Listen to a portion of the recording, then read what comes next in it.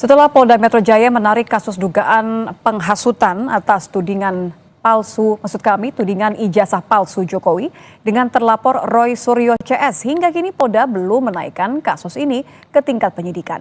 Padahal baik laporan Jokowi di Polda maupun laporan Peradi Bersatu di Polres Jakarta Selatan sudah berlangsung sejak April lalu. Tapi hingga kini belum ada penetapan tersangka. Lalu apa yang membuat kasus yang menyeret Roy Suryo CS ini kian berlarut-larut? Kita akan bahas bersama mantan Kabareskrim Polri, Ito Sumardi. Selamat petang, Pak Ito. Selamat petang, Mbak Nadia. Pak Ito, ini kemarin kan Polda menarik kasus yang dilaporkan oleh Peradi Bersatu di Polres Jakarta Selatan. Saya mau tanya nih, karena ada beberapa yang menganggap bahwa kok aneh ya gitu. Biasanya apa sih Pak yang membuat pusat sampai mengambil alih loh pemeriksaan kasus di Polres? Inilah Mbak Nadia ya, orang yang tidak paham tentang bagaimana proses yang menangani satu laporan. Terutama di sini kan Pak Roy Suryo itu yang membuat lama sebetulnya dia sendiri gitu kan. Kan aneh gitu kan, misalnya ada hasil dari lapor kemudian harus diteliti kembali, mengatakan ada skepsa Polri, itu sangat bohong lah ya.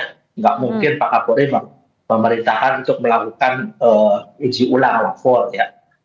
Karena ini memang yang membuat mereka sendiri. Jadi gini, ini kan sekarang penanganan kasus ini di beberapa tempat. Ada di Polres Jakarta Selatan, ada di Bareskrim, ada juga di Polda Metro Jaya. Kemudian sekarang diambil alih oleh Polda Metro Jaya. Alasannya tentu ada. Pertama adalah menggabungkan laporan dan efisiensi dalam penanganan. Nah, ini ditangani di beberapa tempat. Tapi itu bukan berarti yang ditangani di Polres Jakarta Selatan ataupun di Bareskrim itu tidak menjadi bahan. Nah, sekarang kan masih dilakukan penyelidikan ya di Polda Metro Jaya, mengumpulkan, karena di penyelidikan itu ya Mbak Nitya, itu adalah proses untuk bagaimana menemukan minimal 2 unsur pidana yang cukup untuk dinaikkan ke penyidikan. Nah, kalau unsur-unsur pidananya belum kuat, tentunya kan penyidik juga tidak akan berani untuk menaikkan ketika penyidikan. Kemudian yang kedua adalah lokus deliktinya perkara. Ya. Perkara itu, lokus delikti tempat terjadi perkara kan di wilayah Metro Jaya. Jadi tentunya di sini Polda Metro Jaya harus mengambil alih sehingga ini kasus bisa ditangani baik dari kasus pelaporan dugaan ijazah palsu maupun pelaporan pencemaran nama baik, termasuk penghasutan, termasuk menyebarkan berita bohong di media. Kemudian adanya kompleksitas dan sensitivitas kasus.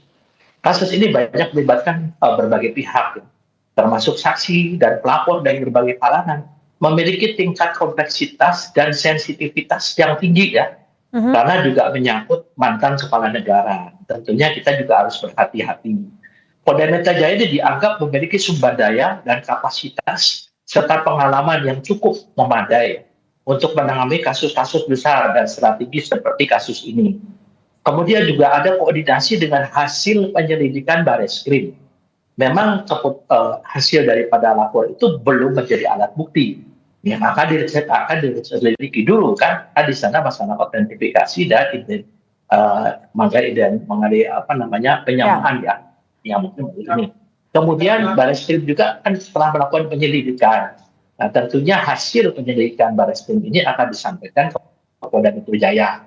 Kemudian dengan demikian untuk masalah pengambilan kasus ini oleh Polda Metro Jaya didasari kepada pertimbangan efisiensi, lokus delikti, kompleksitas kasus, serta kebutuhan akan koordinasi dengan hasil penyelidikan Bareskrim. Yang mengatakan membuat lama itu kan mereka sekarang mau bikin lagi satu cerita dikaitkan dengan masalah sertifikat dan lain sebagainya. Saya sendiri kadang-kadang nggak ngerti gitu ya Mbak ya. Orang-orang ini kan tidak paham dan belum pernah jadi penyidik, tapi merasa seperti lebih pintar dari penyidik.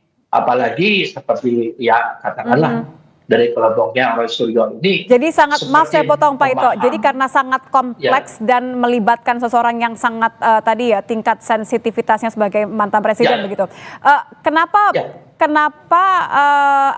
terus kesan seperti sulit pembuktian bahwa belum ada penetapan tersangka? Ya sekarang bagaimana menetapkan tersangka kalau prosesnya ini masih dalam penyelidikan?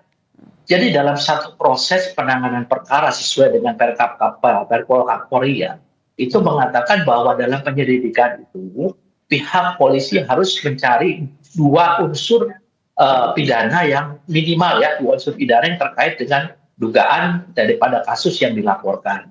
Nah, jadi di sini nanti sekarang saya yakin teman-teman itu sudah memiliki calon tersangka. Nah, kita tentunya mengabaikan dulu ada lagi laporan tentang skripsi, ada lagi laporan tentang kuliah kerja nyata, itu tentu kita abaikan. Termasuk Kita perkara sedang pencemaran nama fokus. baik dan dugaan penghasutan, Pak. Apa yang kemudian Anda lihat ini lebih sulit dalam pembuktian dua perkara tadi, pencemaran nama baik dan dugaan Ya. penghasutan? Ya, bagaimana kita mau mengusut pencemaran nama baik dan fitnah kalau tidak ada alat bukti yang memenuhi unsur itu kan, Mbak? Kan sekarang memenuhi unsurnya adalah satu, ijazah itu kalau betul-betul nanti dianggap oleh pengadilan itu adalah asli, maka tentunya itu unsur itu terpenuhi. Nah sekarang pertanyaan saya, Mbak, ijazah itu kan produk daripada satu lembaga, lembaga. Kalau lembaganya sudah mengatakan asli, kemudian si pemegang ijazah itu menunjukkan kepada pihak polisi CS, apa dia yakin? Namanya di mindsetnya sudah itu palsu.